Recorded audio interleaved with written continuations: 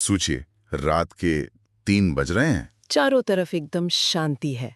लेकिन कहीं दूर एक डेटा सेंटर में, जहां लाखों लोगों का डेटा है, एक छोटा सा साइलेंट अलार्म बजता है। एक जूनियर अकाउंटेंट जो छुट्टियों पर है, उसके अकाउंट से अचानक कंपनी के सबसे जरूरी फाइनेंशियल सर्वर को एक्सेस करने की कोशिश होती है। और वो भी एक ऐसे देश के आईपी एड्रेस से जहां कंपनी का कोई बिजनेस ही नहीं है। बिल्कुल। और बस यही वो पल है। ये कोई मजाक नहीं, कोई ड्रिल नहीं है। नहीं।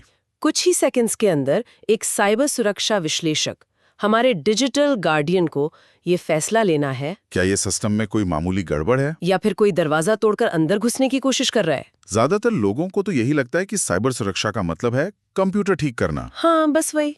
लेकिन आज हम इसी दुनिया के पर्दे के पीछे झांकने वाले हैं। हाँ।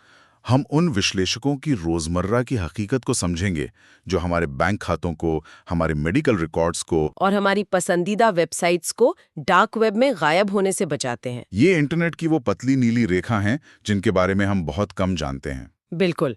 और सबसे बड़ा मिथक तो यही है कि ये काम फिल्मों की तरह होता है, मतलब हैकर से हैकिंग करके बदला लेने वाला। हाँ, मतलब कोई हुडी पहने अंधेरे कमरे में बैठकर वो हरे रंग का कोड गिरते हुए नहीं देख रहा होता। नहीं नहीं, वैसा तो बिल्कुल नहीं है। सच तो ये है कि इस नौकरी का, आप मानिए, 90% हिस्सा सतर्कता और बचाव का है। अच्छा। ये किसी एक्शन हीरो का काम नहीं, बल्कि एक डिजिटल जासूस का काम है। उनका असली लक्ष्य ये होता है कि वो रात के 3 बजे वाला ड्रामा कभी हो ही ना। ठीक है, तो ये जासूसी असल में दिखती कैसी है? एक विश्लेषक का जो आम दिन होता है, एक अच्छा दिन, वो कैसा होता है? एक अच्छा दिन मतलब वो शुरू होता है जिसे हम थ्रेट हंटिंग कहते हैं, यानी खतरे का शिकार। Threat hunting? हाँ, वो सेम जैसे टूल्स का इस्तेमाल करते हैं। आप इसे एक बहुत ही एडवांस्ड सीसीटीवी सिस्टम की तरह समझ सकते हैं। अच्छा। जो किसी कंपनी के पूरे डिजिटल यूनिवर्स पर नजर रखता है, लेकिन ये सिर्फ रिकॉर्ड नहीं करता, ये पैटर्न ढूंढता है। लेकिन इतने सारे डेटा में से मतलब वो ढूंढते क्या है? कोई बड़ा वायरस या फिर कोई हमला? नहीं, यहीं पे तो सारा खेल है। वो सीधे हमले नहीं ढूंढते, वो ढूंढते हैं विसंगतियां, यानी अनोमलीज। अनोमलीज। हाँ, पानी में उठने वाली वो छोटी छोटी लहरें जो बताती हैं कि सतह के नीचे कुछ गड़बड़ है। आप अंदाजा लगाइए, एक मीडियम साइज की कंपनी भी हर दिन अरबों डेटा लॉग्स जनरेट करती है। अरबों? हाँ, ये ऐसा है जैसे हर दिन दुनिया की सबसे बड़ी लाइब्रेरी में से एक गलत जगह पर रखी किताब को खोजना। सच में? तो वो रात के 3 बजे वाले लॉगिन जैसी चीजों को ही पकड़ते हैं। मुझे तो लगा था कि अलार्म में कोई बड़ा खतरनाक कोड लिखा हुआ दिखता होगा। वही तो, वो देखते हैं कि किसी कर्मचारी ने अचानक उस फोल्डर को क्यों एक्सेस किया, जिससे उसका कोई लेना देना नहीं है। या फिर डेटा सामान्य से 10 गुना ज्यादा तेजी से बाहर क्यों जा रहा है। ये बहुत छोटे छोटे सिग्नल होते हैं। समझ गया। और इसके अलावा एक और जरूरी काम है, वल्नरेबिलिटी मैनेजमेंट। ये सुनने में बहुत टेक्निकल लगता है। इसे आसान भाषा में समझिए।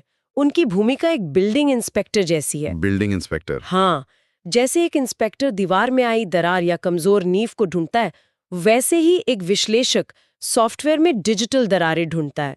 जैसे ही किसी सॉफ्टवेयर में कोई कमी मिलती है, कंपनी एक पैच यानी अपडेट जारी करती है। अच्छा। विश्लेषक का काम है उस पैच को तुरंत लगाना, इससे पहले कि कोई चोर उस टूटी हुई खिड़की से अंदर आ जाए। तो इसका मतलब ये हुआ कि एक विश्लेषक के लिए एक बोरिंग दिन जिसमें कुछ भी नहीं होता, असल में एक बहुत बड़ी जीत है। बिल्कुल। एक शांत दिन का मतलब है कि उनकी बनाई हुई दीवारें, उनके बिछाए हुए जाल, सब कुछ परफेक्टली काम कर रहा है। ये सुनने में तो अच्छा लगता है, लेकिन क्या इससे मतलब विश्लेषक थोड़े लापरवाह या कंप्लेसेंट नहीं हो जाते?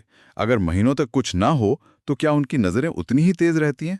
ये बहुत ही वाजिब सवाल है, और इसका जवाब है थ्रेट हंटिंग की प्रक्रिया में। अच्छा। वो सिर्फ अलार्म का इंतजार नहीं करते, वो सक्रिय रूप से सिस्टम में घुसपैठियों के पैरों के निशान ढूंढते हैं, जिन्हें इंडिकेटर्स ऑफ कॉम्प्रोमाइज या आईओसीज कहते हैं। आईओसीज? हाँ, वो ये मानकर चलते हैं कि दुश्मन पहले से ही घर के अंदर छिपा हो सकता है। अच्छा। इसलिए वो हमेशा अलर्ट पर रहते हैं।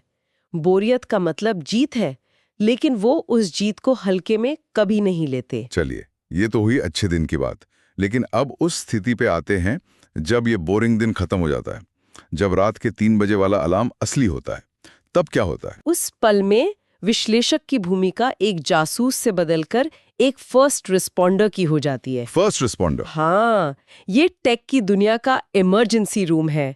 माहौल एकदम तनावपूर्ण हो जाता है और हर सेकंड, मतलब हर एक सेकंड कीमती होता है। और ये कोई छोटी बात नहीं है ना। एक बड़े डेटा ब्रीच की औसत लागत आज करोड़ों में है और कंपनी की साख पर जो दाग लगता है वो अलग। सही बात है। इसलिए वो फर्स्ट रिस्पॉन्डर वाला रोल सिर्फ तकनीकी नहीं बल्कि कंपनी के भविष्य को बचाने वाला होता है। तो इस इमरजेंसी से निपटने का कोई सेट प्रोटोकॉल होता होगा? हाँ बिल्कुल, एक बहुत ही सधा हुआ ढांचा है जिसे इंसिडेंट रिस्पॉन्स या IR कहते हैं। IR? इसके मुख्य तौर पर 5 चरण होते हैं। पहला है पहचान, आइडेंटिफिकेशन। आइडेंटिफिकेशन मतलब ये पता लगाना कि क्या ये सच में आग है या सिर्फ धुएं का अलार्म, क्या सिर्फ एक कंप्यूटर प्रभावित है या पूरा नेटवर्क। अच्छा, इसका ब्लास्ट रेडियस कितना बड़ा है? एग्जैक्टली। और एक बार पता चल गया कि आग असली है और कहाँ लगी है, तो अगला कदम है रोकथाम, कंटेनमेंट। इसे आप एक डिजिटल टोर्निके की तरह समझ सकते हैं। डिजिटल टोर्निके? हाँ, जैसे एक डॉक्टर ज्यादा खून बहने से रोकने के लिए कसकर पट्टी बांधता है, वैसे ही विश्लेषक उस प्रभावित सर्वर या नेटवर्क के हिस्से को बाकी नेटवर्क से काट देता है। वाह! मकसद ये है कि आग और ना फैले। वाह! तो उसे एक डिजिटल टोर्निके से अलग कर देना, ये तो बिल्कुल किसी सर्जन की तरह सोचना हुआ। बिल्कुल। लेकिन एक बार जब खून बहना बंद हो जाए तो जख्म भरने के लिए अंदर की सफाई भी तो जरूरी होगी। मतलब उस वायरस या मैलवेयर को सिस्टम से निकालते कैसे हैं? आपने बिल्कुल सही पकड़ा, यही तीसरा चरण है, उन्मूलन, इराडिकेशन। अच्छा। अब वो जासूस बनकर समस्या की जड़ तक पहुंचते हैं। क्या ये कोई मैलवेयर था, किसी कर्मचारी का पासवर्ड चोरी हो गया था, या फिर कोई कर्मचारी जानबूझकर डेटा लीक कर रहा था? मुझे याद है एक बार हमें एक बहुत अजीब सिग्नल मिला। एक अकाउंटेंट के कंप्यूटर से आधी रात को डेटा बाहर जा रहा था। बाद में पता चला कि हैकर्स ने उसके बच्चे के पसंदीदा कार्टून के नाम पर पासवर्ड का अंदाजा लगा लिया था। अरे बाप रे! तो ये दिखाता है कि खतरा कितना व्यक्तिगत हो सकता है। तो जड़ का पता लगाकर उसे सिस्टम से पूरी तरह से मिटा दिया जाता है। और एक बार जब सब कुछ साफ हो गया, क्या सिस्टम को बस वापस ऑन कर देते? नहीं, इतनी जल्दी नहीं। चौथा चरण है बहाली, रिकवरी। यहाँ चीजों को बहुत धीरे धीरे और सावधानी से ऑनलाइन वापस लाया जाता है। अच्छा। हर चीज को डबल चेक किया जाता है। ये सुनिश्चित करना होता है कि संक्रमण का एक भी अंश बाकी न रहे, वरना सारी मेहनत बेकार हो जाएगी। और पांचवां और आखिरी चरण, मुझे लगता है वो सबसे जरूरी होगा। हाँ, वो है घटना के बाद का विश्लेषण, पोस्ट इंसिडेंट एनालिसिस। ये सबक सीखने वाला चरण है। पूरी घटना की एक एक डिटेल लिखी जाती है। क्या हुआ, कैसे हुआ, हमने क्या सही किया, कहाँ चूक हुई, और हम भविष्य में इसे कैसे रोक सकते हैं। बिल्कुल। उस रिपोर्ट के आधार पर सुरक्षा की दीवारों को और भी ऊंचा और मजबूत किया जाता है। ये पूरी प्रक्रिया सुनने में ही इतनी तनावपूर्ण लग रही है। मुझे एक बात समझ नहीं आ रही। पूछिए। अगर वो पहले से ही कमजोरियों को पैच कर रहे हैं और घुसपैठियों को ढूंढ रहे हैं, तो फिर सिस्टम को और मजबूत करने की, यानी सिस्टम हार्डनिंग की क्या जरूरत पड़ती है? क्या वो काम काफी नहीं है? बेहतरीन सवाल। देखिए, पैचिंग और हंटिंग बाहरी खतरों से बचाते हैं। ठीक है। सिस्टम हार्डनिंग अंदरूनी सुरक्षा को मजबूत करती है। इसका मतलब है ये सुनिश्चित करना कि हर किसी को हर चीज का एक्सेस ना हो। अच्छा। जैसे अकाउंटिंग डिपार्टमेंट को मार्केटिंग के डेटा की चाबी क्यों दी जाए? सही बात है। सिस्टम हार्डनिंग का मतलब है सही लोगों को सिर्फ सही चाबियां देना। इससे अगर किसी एक कर्मचारी का अकाउंट हैक भी हो जाए तो नुकसान सीमित रहता है। अब मुझे समझ आया। ये तो साफ है कि इस काम के लिए सिर्फ टेक्निकल नॉलेज काफी नहीं है। ऐसा लगता है कि कोडिंग और नेटवर्किंग जानने वाला हर व्यक्ति ये काम नहीं कर सकता। आप बिल्कुल सही जगह पर पहुंचे हैं। टेक्निकल स्किल्स जैसे नेटवर्क सुरक्षा, डिजिटल फोरेंसिक्स, एथिकल हैकिंग, ये सब तो इस नौकरी की नींव है। आपको चोर की तरह सोचना पड़ता है ताकि आप चोर को पकड़ सकें। लेकिन जो चीज एक अच्छे विश्लेषक को एक महान विश्लेषक से अलग करती है, वो है मानवीय तत्व। मानवीय तत्व? इसका क्या मतलब है? इसका मतलब है सॉफ्ट स्किल्स, जो इस काम का असली सीक्रेट सॉस है। ओके। सबसे पहले आता है गहन सोच, क्रिटिकल थिंकिंग, यानी उन बिंदुओं को जोड़ने की क्षमता जो पहली नजर में बिल्कुल अलग लगते हैं। वापस उस रात के 3 बजे वाले लॉगिन पर चलते हैं। हो सकता है उस अकाउंटेंट ने अपने बॉस के कहने पर लॉगिन किया हो, या हो सकता है वो किसी एयरपोर्ट के पब्लिक वाईफाई पर हो। हाँ, ये भी हो सकता है। एक महान विश्लेषक इन सभी संभावनाओं को एक साथ तौलता है और फिर फैसला करता है। और सिर्फ सोचना ही काफी नहीं होगा, अपनी बात समझानी भी पड़ती होगी। बिल्कुल। दूसरा सबसे जरूरी स्किल है संचार, कम्युनिकेशन। विश्लेषक को सिर्फ मशीनों से नहीं, इंसानों से बात करनी होती है। कल्पना कीजिए, आपको अपनी कंपनी के सीईओ को ये समझाना है, जिन्हें शायद एसक्यूएल इंजेक्शन का मतलब भी ना पता हो, कि एक बहुत बड़ा खतरा है और हमें अगले 1 घंटे के लिए अपना पूरा ऑनलाइन बिजनेस बंद करना होगा। ये तो बहुत मुश्किल होगा। ये एक बहुत बड़ी कला है, टेक्निकल भाषा को बिजनेस की भाषा में अनुवाद करना। और जाहिर है, जब सब कुछ दांव पर लगा हो तो शांत रहने की क्षमता। सबसे जरूरी, दबाव में शांत रहना, ग्रेस अंडर प्रेशर। जब सिस्टम डाउन हो, कंपनी को हर मिनट लाखों का नुकसान हो रहा हो और हर कोई आपसे जवाब मांग रहा हो, उस वॉररूम जैसे माहौल में। हाँ, उस माहौल में ठंडे दिमाग से सही फैसला लेना ही एक महान विश्लेषक की पहचान है। ये तो साफ है कि ये सिर्फ एक आईटी जॉब नहीं है, इसका असर कहीं ज्यादा गहरा है।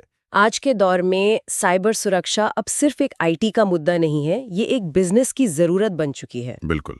एक विश्लेषक सिर्फ कंप्यूटर या सर्वर की रक्षा नहीं करता, वो एक कंपनी की प्रतिष्ठा, उसकी आर्थिक स्थिरता और उसके करोड़ों ग्राहकों के भरोसे की रक्षा करता है। हाँ, तो वो एक तरह से डिजिटल विश्वास के निर्माता हैं। आपने बहुत खूबसूरती से कहा, वो डिजिटल विश्वास के निर्माता, आर्किटेक्ट्स ऑफ डिजिटल ट्रस्ट है।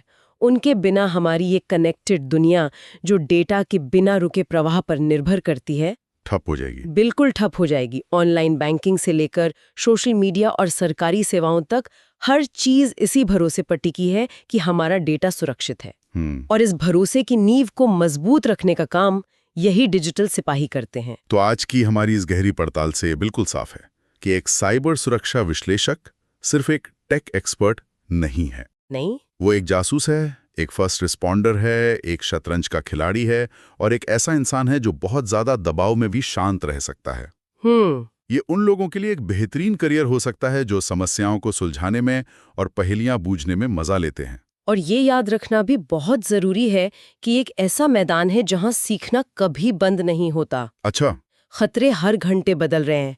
हैकर्स अब एआई का इस्तेमाल करके ऐसे फिशिंग ईमेल्स बना रहे हैं जो बिल्कुल असली लगते हैं। डीप फेक वीडियोस का इस्तेमाल हो रहा है। सही बात है। इसलिए एक विश्लेषक को टेक्नोलॉजी का आजीवन छात्र बने रहना पड़ता है। जो आज काम कर रहा है वो शायद कल पुराना हो जाए। तो चलिए इस चर्चा को एक ऐसे सवाल पर खत्म करते हैं जो श्रोताओं को सोचने पर मजबूर कर दे। जरूर। जैसे जैसे हमारी दुनिया और भी डिजिटल होती जा रही है और हम अपनी जिंदगी, अपनी पहचान, सब कुछ ऑनलाइन शिफ्ट कर रहे हैं, क्या इसका मतलब ये है कि हम में से हर एक को अपनी सुरक्षा की पहली पंक्ति खुद बनना होगा? और तब क्या होता है जब वो पंक्ति टूट जाती है और हमारी रक्षा के लिए हमारे और खतरे के बीच सिर्फ यही डिजिटल सिपाही खड़े होते हैं?